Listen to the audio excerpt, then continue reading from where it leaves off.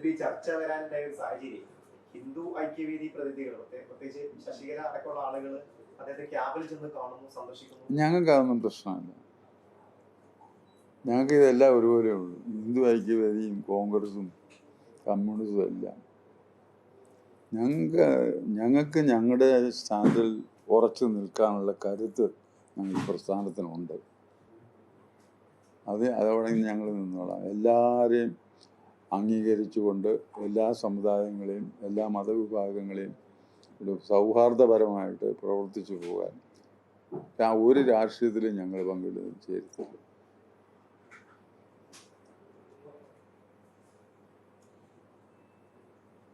അയ്യപ്പ സംഘം ഇനി നടത്തില്ല. ഇപ്പം കഴിഞ്ഞ തവണത്തെ ഒരു പ്രത്യേക സാഹചര്യത്തിൽ നടത്തിയതാണ് സർക്കാർ പറഞ്ഞ അങ്ങനത്തെ ഒരു പരിപാടി ഇനി നടത്തില്ല എന്നൊരു നിലപാട് ചെയ്തിട്ടുണ്ട്. ഈ ശബരിമലയുമായി ബന്ധപ്പെട്ട് ഇപ്പോൾ നടക്കുന്ന കാര്യങ്ങളിൽ NSSന്റെ ഒരു നിലപാട് അല്ല, ഇടതുപക്ഷം എന്താ ചെയ്തത് അതുപോലല്ലേ ഇപ്പം നിൽക്കുന്നത്.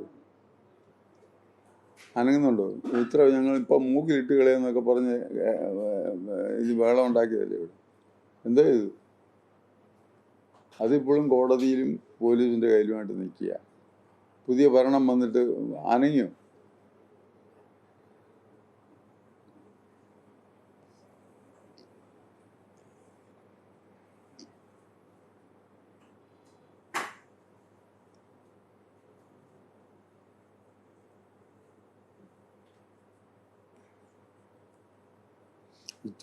ചോറ് കൊണ്ടുവരും.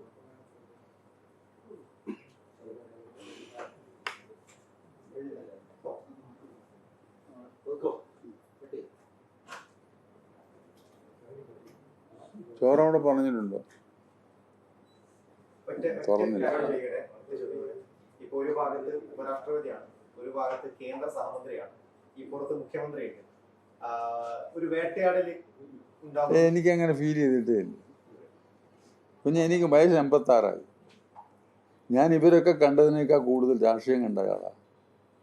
NSSന്റെ പ്രവർത്തകനുമാണ്. എനിക്കതിൻ്റെ ഒന്നും യാതൊരു ഇതും എനിക്കില്ല. അങ്ങനെ ഒരു ഭയമോ അല്ലെങ്കിൽ അങ്ങനെ വേട്ടയാടുന്നു, എന്നെ ഒന്നും വേട്ടയാടാൻ ഒക്കത്തില്ല അവർ. അതാണ് അതിനകത്തെ കാര്യം. ഇവരെല്ലാം ആര് വിചാരിച്ചാലും എന്നുവെച്ചാൽ നമ്മൾ അത്ര ക്രിസ്റ്റൽ ക്ലിയറാണ്. നമ്മുടെ ജീവിതം തന്നെ അത്രയും ക്രിസ്റ്റൽ ക്ലിയറാണ്. നിങ്ങളൊക്കെ എന്നെ എന്തെല്ലാം പറഞ്ഞിട്ടുണ്ട്. വാസ്തവത്തിൽ ഒരു അഴിമതി ആരോപണം നിങ്ങൾ പറഞ്ഞിട്ടുണ്ട്, കള്ളു കുടിക്കുന്നതാണെന്ന് പറഞ്ഞിട്ടുണ്ട്, പെണ്ണുപിടിയനാണെന്ന് പറഞ്ഞിട്ടുണ്ടോ, പിന്നെ അനധികൃതമായി സ്വത്ത് സമ്പാദിച്ചിട്ടുണ്ടെന്ന് പറഞ്ഞിട്ടുണ്ടോ? എന്തുവാ നിങ്ങൾ പറഞ്ഞിട്ടുള്ളത്? എന്നെ അഹങ്കാരിയാണത്. അഹങ്കാരം ഞാൻ എടുക്കേണ്ടടുത്ത് എടുക്കും, ഒരു സംശയമില്ല അതിനകത്ത്. അത് ഭീരുക്കളുടെ ലക്ഷണമല്ല, ധീരതയുള്ളവരുടെ ലക്ഷണം. ചോറുണ്ടോ? ഞാൻ ഏർപ്പാട് ചെയ്തു.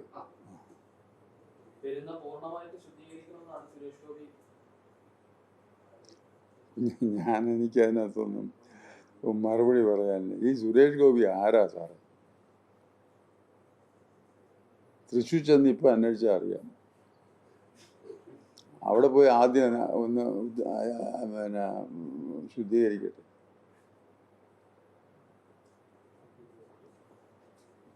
ഒന്നും ചെയ്യാനൊന്നും ഇവരാരും ഒന്നും ഇതിനകത്ത് ചെയ്യാനില്ല. അതൊന്നും അല്ല. അത് ഇവര് വാസ്തവത്തിൽ ഇങ്ങനെ അതിനകത്ത് ഈ വൈസ് പ്രസിഡന്റിനെ ഇതിനകത്തൊരു കരുവാക്കിയത്. അതിന് പ്രധാന കാരണക്കാരൻ ഈ സുരേഷ് ഗോപിയാണ്.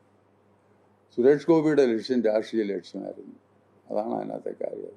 ഇവിടെ ആ പണിയൊന്നും നടക്കുകയല്ലോ. BJP അല്ല. ഞങ്ങൾക്ക് എന്നാന്ന് വെച്ചാൽ ഞങ്ങൾക്ക് ഹിന്ദുവും ക്രിസ്ത്യാനിയും മുസ്ലിമും എല്ലാം ഒരുമിച്ച് നിൽക്കണം, പോകണമെന്നുള്ള ആഗ്രഹക്കാരാണ്. അതിന് ഞങ്ങൾ യാതൊരു വെള്ളം ചേർക്കില്ല അതിനകത്ത്.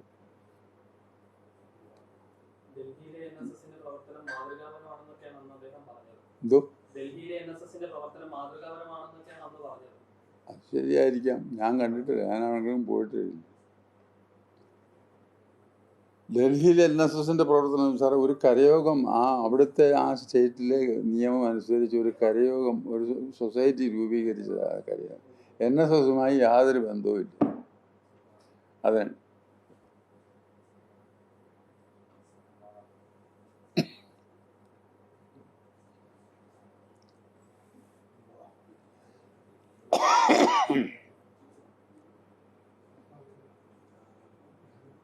ചില്ലറ ആളുകളുമായിട്ടാണോ ഞാൻ ഏറ്റുമുട്ടുന്നത്? നേരത്തെ പറഞ്ഞു. അല്ല അതല്ല, കോൺഗ്രസിന്റെ നരസിംഹറാവുമായിട്ടല്ലേ ഏറ്റുമുട്ടിയത്? അന്ന് വോട്ടിട്ടുണ്ട് ഇതിനകത്ത് പട്ടിയും കൊണ്ട് കയറാൻ വന്നപ്പോൾ.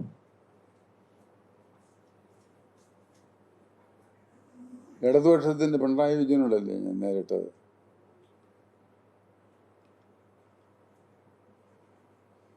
BJPയുടെ എല്ലാം നമ്മൾ ശരിയായ മനസ്സിന് ഉറപ്പുണ്ടോ ഇതെല്ലാം പറ്റും? നമ്മൾ ചെയ്യുന്നത് ശരിയാണെന്നൊരു ആത്മധൈര്യം നമുക്കുണ്ടെങ്കിൽ അതിനകത്ത് കലർപ്പുണ്ടാകുന്ന എനിക്കൊരു ലക്ഷ്യമുണ്ട്. അത് ശ്രീ മന്ദനാഭൻ്റെ ലക്ഷ്യമാണ്.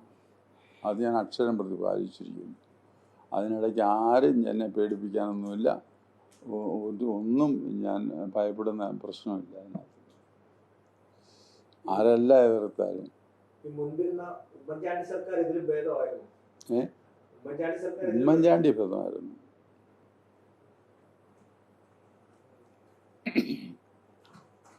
ഉമ്മൻചാണ്ടി KM മാണിയൊക്കെ ഭേദമായിരുന്നു. അവർക്കൊരു വീക്ഷണം ഉണ്ടായിരുന്നു.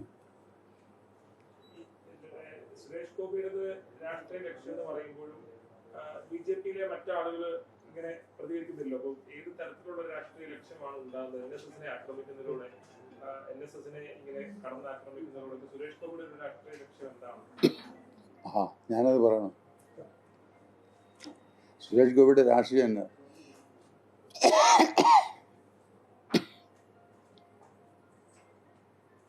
അവർക്ക് തന്നെ തോന്നി കാണിച്ചത് വൃത്തികേടാണെന്ന്. അതുകൊണ്ട് അവർ തിരുത്തി പറഞ്ഞു. അല്ലെ നിക്കക്കള്ളിയല്ലേ ഇവിടെ, അതതിനകത്തൊരു കാര്യം. ഈ സമുദായം എന്ന് പറയുന്നത് ഒരു വിലയില്ലാത്ത സാധനമൊന്നുമല്ല. പറഞ്ഞില്ല, അതങ്ങ് കത്തിക്കാളും. അതുകൊണ്ട് അവർ ബുദ്ധിമാന്മാരായ അവരെ നല്ല രീതിയിൽ തിരിച്ചടിച്ചു.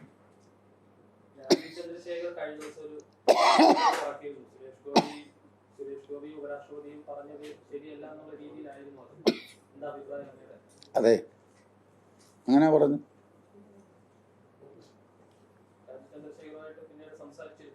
അല്ല, അത് പറഞ്ഞല്ലോ ഉപരാഷ്ട്രപതി പറഞ്ഞത്. അത് കാരണം എന്താണെന്നറിയാമോ?